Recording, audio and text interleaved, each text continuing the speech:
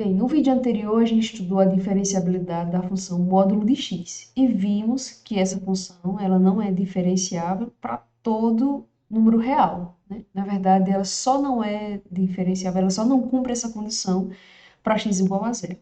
Então, essas propriedades de ser diferenciável e de ser contínuo é muito desejável para uma função, porque como a gente vai aprender, tanto nesse curso como no próximo, que quando uma função é diferenciável, a gente pode usar esse conceito de derivada para fazer muita coisa, muita aplicação usando essa função.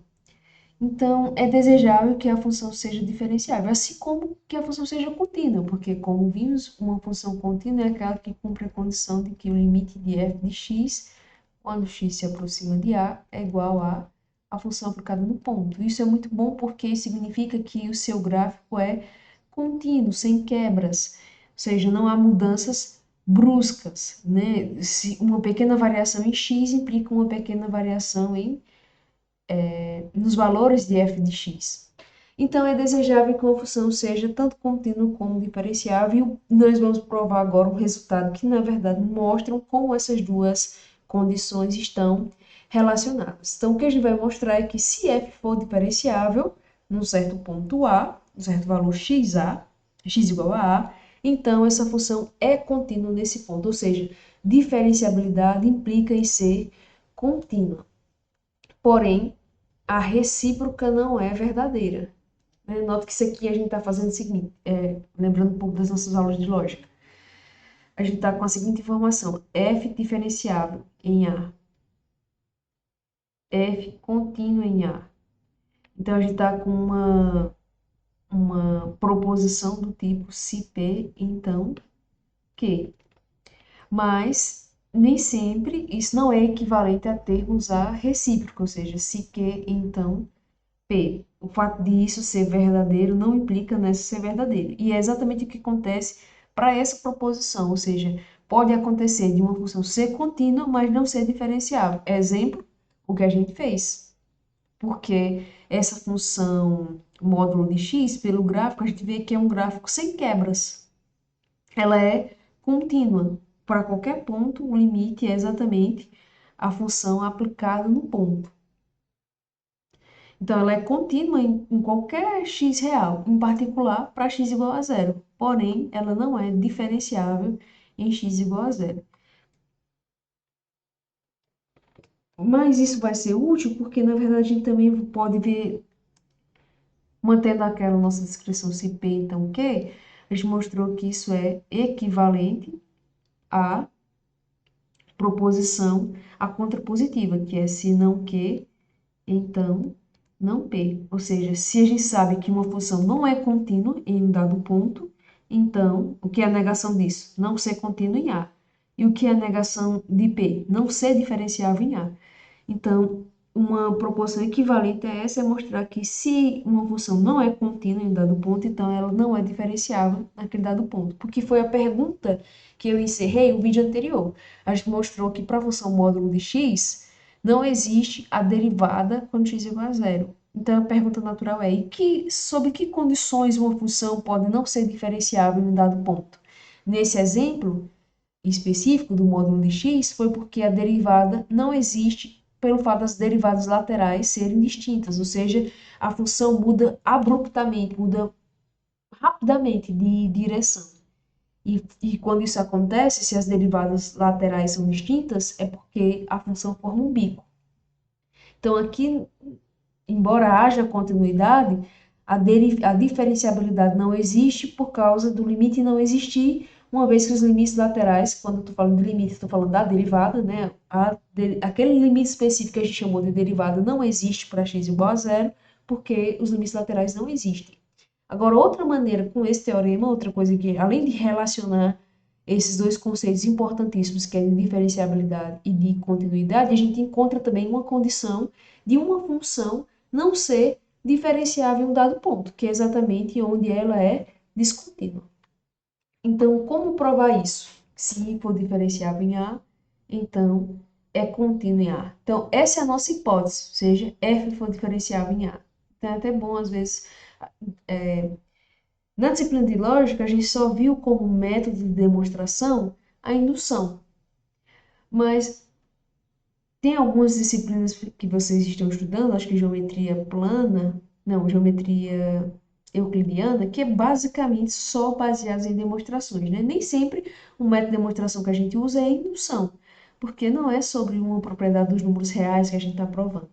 Aqui na nossa disciplina de cálculo, a gente também não teve muitos resultados que a gente teve que demonstrar, né? Alguns deles, na verdade, eu coloquei como hipótese, não como hipótese, mas que a gente iria admitir como verdadeiro, que é exatamente todas aquelas propriedades de limites, que limite é constante, é a própria constante, limite da soma, são os limites, enfim. Tudo aquilo pode ser demonstrado usando aquela definição formal do limite, que foi exatamente só a única demonstração, assim, digamos, que a gente fez no curso até agora. Então, como é que a gente demonstra, que técnica de demonstração a gente vai aplicar para provar esse resultado? Que se tivermos f diferenciável em A, então podemos concluir que f é contínuo. No início, quando você está iniciante ainda em demonstrações, é útil você pensar o que é que você tem e onde você quer chegar. Então, o que é que a gente tem e o que é que a gente tem que usar como ferramenta para demonstrar esse resultado? É que f é diferenciável em A. O que significa que f' de A existe. Mas quem é f' de A? É o limite de f de x. E aqui eu vou usar essa maneira de representar f de x menos f de A dividido por x menos A, quando x tende a algo, que a gente sabe que isso aqui existe. Então, a gente vai usar e necessariamente precisa, porque afinal de contas isso é a única coisa que está dizendo se P, então que, ou seja, se P for verdadeiro, então F também será. Então, a gente vai ter como isso aqui hipótese, isso aqui existe. E a conclusão que queremos chegar é que F é contínuo em A. Mas dizer que F é contínuo em A é o quê? É provar que o limite de f de x, quando x se aproxima de A, é f de A. Então, é nisso que a gente quer chegar. Então, lembra que quando eu falei sobre o limite por definição, uma forma de a gente conseguir enxergar uma demonstração é, às vezes, partir de onde você quer chegar e tentar fazer de trás para frente. Por exemplo, daqui eu consigo concluir, se eu passar o f de A para cá, seria. Na verdade, às vezes ajuda muito quando você chega numa equação igual a zero. Então, assim, eu passaria o f de A para o outro lado. Porque, na verdade, mostrar que o limite de f de x é igual a f de A é mostrar que o limite, quando x se aproxima de a diferença desse limite para f de A é zero. Né? Afinal de contas, eu só, digamos, adicionei menos f de A a ambos os lados. Mas como f de A é um número, é uma constante, isso aqui eu também posso enxergar do mesmo tipo disso, porque por enquanto a gente está com um limite menos uma constante. Isso seria muito bom se a gente conseguisse transformar em um único limite, porque na verdade chegar a essa minha conclusão se implicaria, passaria por calcular um certo limite que daria zero. Mas será que eu posso transformar isso num limite só? Posso, porque isso aqui é uma constante. E toda constante pode ser resultado de um limite, uma vez que o limite de uma constante é a própria constante. Então, se eu imaginar, na verdade, se eu escrever f de A como sendo resultado do limite, aí, claro que para transformar num único limite tem que ser exatamente na mesma proximidade. Quando isso se aproxima de f de A. Isso aqui é verdade, né? F de A é igual ao limite dela própria quando isso se aproxima de A. E agora sim, como eu tenho a diferença de dois limites, eu posso reduzir isso pela propriedade do limite como sendo o limite da diferença.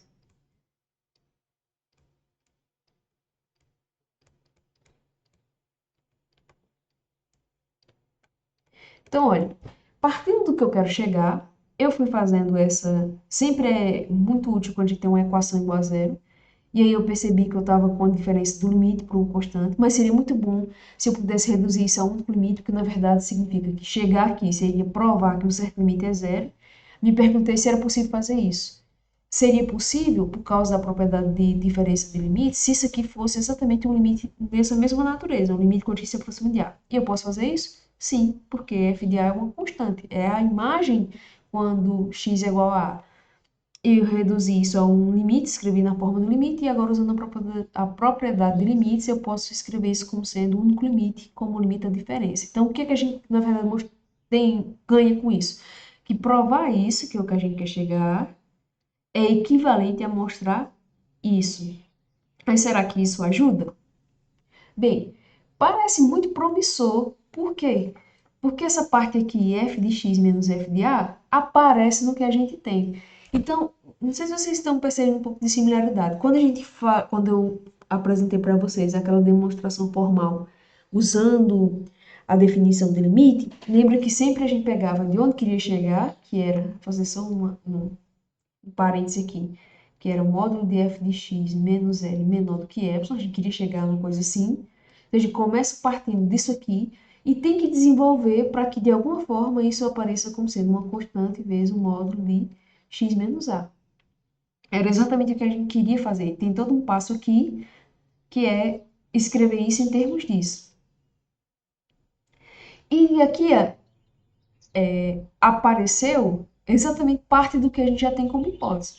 Apareceu parte, não está exatamente igual. Mas como é que a gente pode tornar exatamente igual? Né? Porque lembra-se que é exatamente disso que a gente tem. Então, na verdade, o que eu quero é, tem como disso aqui, limite de f de x menos f de a dividido por x menos a, que eu sei que existe, eu chegar nessa parte? Bem, note que se eu multiplicasse aqui por x menos a, cortaria e ficaria exatamente essa parte. Então, tem como a gente fazer. Então, na verdade, note que provar que limite, quando x se aproxima de a, de f de x é igual a f de a, é equivalente a mostrar que o limite de f de x menos f de a, quando x se aproxima de a, é igual a zero.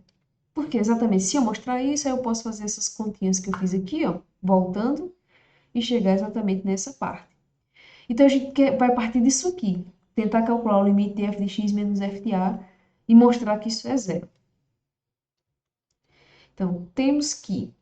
Então, eu vou começar escrevendo o limite que eu quero calcular, que é o limite, quando x se aproxima de a, de f de x menos f de a.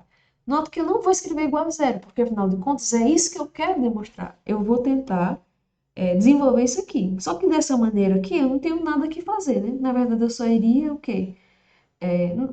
Poderia usar, distribuir, era o que você iria fazer, mas na verdade não ia chegar em nada. Só iria chegar nessa parte aqui. Limite de f de x menos f de a sem o zero, porque a gente não sabe se isso é zero. Então, o que eu posso fazer é tentar enxergar disso que eu tenho, incluir disso que eu preciso, do meu ponto de partida, tentar chegar no que eu tenho como hipótese, que é isso aqui. Mas a diferença do que eu tenho que provar, f de x menos f de a, para o que eu tenho como verdade, é que isso aqui está dividido por x menos a. Ou seja,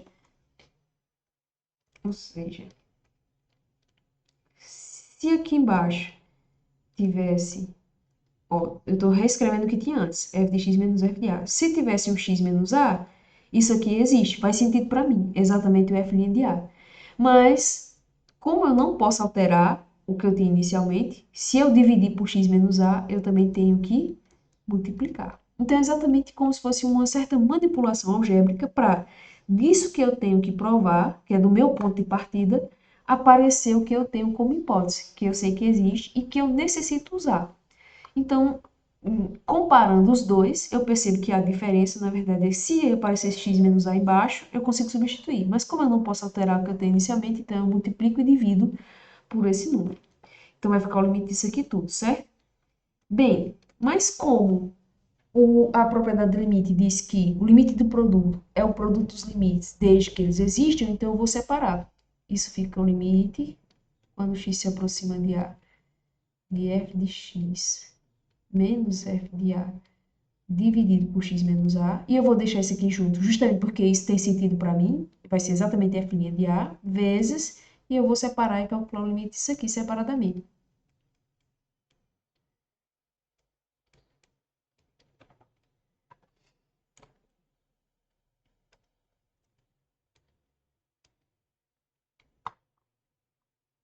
Bem, isso aqui, por hipótese, vamos relembrar, a derivada de f quando x é igual a a, que eu sei que existe, então eu vou substituir. Isso aqui é f' de a, vezes... E aqui? Ora, lembra que eu disse assim, é o produto dos limites desde que os limites existem. Eu separei, mas eu nem dei uma justificativa do porquê que eu podia separar. Esse limite aqui existe? Existe. É f' de a. E esse limite aqui existe? Ora, aqui é uma função polinomial de grau 1, x menos a, que é, portanto, contínua. E ele existe. É exatamente fazer a substituição. Então, fazendo a substituição, fazendo x igual a A, dá A menos A. Então, isso é f' de A vezes zero, mais qualquer coisa, isso é um número real que existe, multiplicado por zero dá zero. E assim acabou a nossa demonstração. Porque a gente conseguiu provar que o limite de f de x menos f de A é zero, e isso é equivalente a mostrar, portanto, que o limite de f de x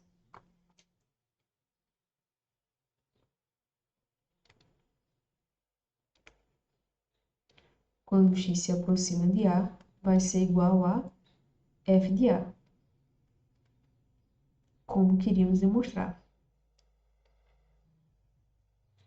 Então, se uma função é diferenciável, ela é contínua. E a recíproca não vale, ou seja, não quer dizer que por ser contínua, necessariamente terá que ser diferenciável. Então, a nossa pergunta que é, como uma função pode não ser diferenciável? A gente tem mais uma resposta. A primeira delas que a gente viu o exemplo era exatamente quando há uma quina, e aqui o que acontece é que f' de A não existe, pois a derivada à direita vai ser diferente da derivada à esquerda. Quando isso acontece, quando as derivadas laterais são distintas, forma uma quina no gráfico da função. Agora, com esse nosso teorema, a gente viu que sempre que houver uma descontinuidade, que é o exemplo aqui desse gráfico no item B, a função é descontínua, porque há um salto, não, há uma quebra no gráfico da função. Esse aqui também não é diferencial, né? F' de A não existe, pois f não é contínua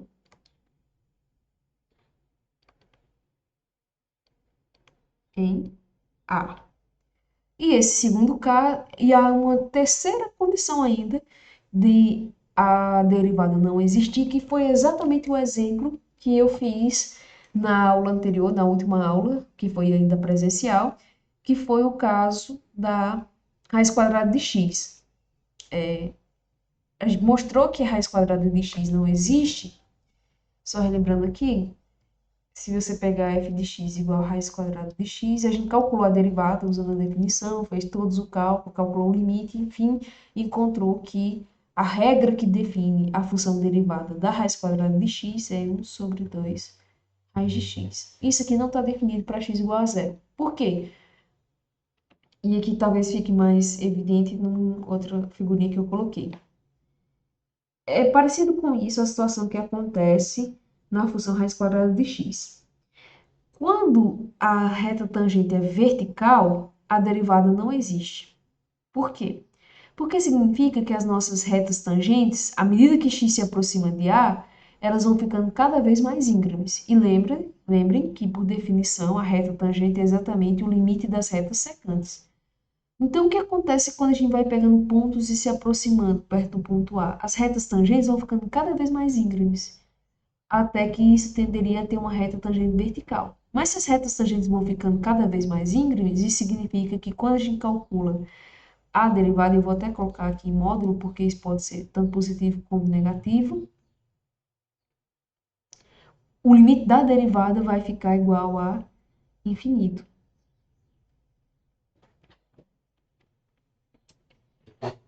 Então, quando isso acontece, quando o limite da derivada dá igual a infinito, então, à medida que x se aproxima de A, isso significa que ela não tende a uma posição limite. Na verdade, a posição limite seria a reta tangente, mas o coeficiente angular não está definido para uma reta vertical, porque passaria por calcular a tangente de 90, que não existe. Então, essa é a terceira situação em que não existe a derivada, que é quando a reta tangente seria uma reta tangente vertical e, algebricamente, o que acontece é que o limite da derivada passa a ser infinito, que é exatamente o que a gente percebe com essa função aqui, né? A derivada é 1 sobre 2 raiz de x, e quando eu calculo o limite dessa expressão, quando x se aproxima de zero, que é o ponto em questão, isso vai para infinito, não tendo assim uma direção definida. Então, essas são as situações em que uma função pode não ser diferenciável. Então, no próximo vídeo, nosso próximo passo é começar de fato a definir regras de derivação, ou seja, começar a olhar para cada uma daquelas nossas funções, dos modelos que a gente estudou, que são as funções polinomiais, as funções constantes, as funções racionais, que é a divisão de dois polinômios, funções obtidas a partir de outras, que é quando a gente soma, multiplica, subtrai, divide, faz composição, enfim, a gente vai pegar cada uma delas e agora investigar como a gente pode calcular a derivada dessas funções. Então, nosso próximo passo, que é exatamente o que a gente vamos chamar de regras de derivação, que é saber calcular a derivada, achar a função derivada para cada uma dessas funções específicas.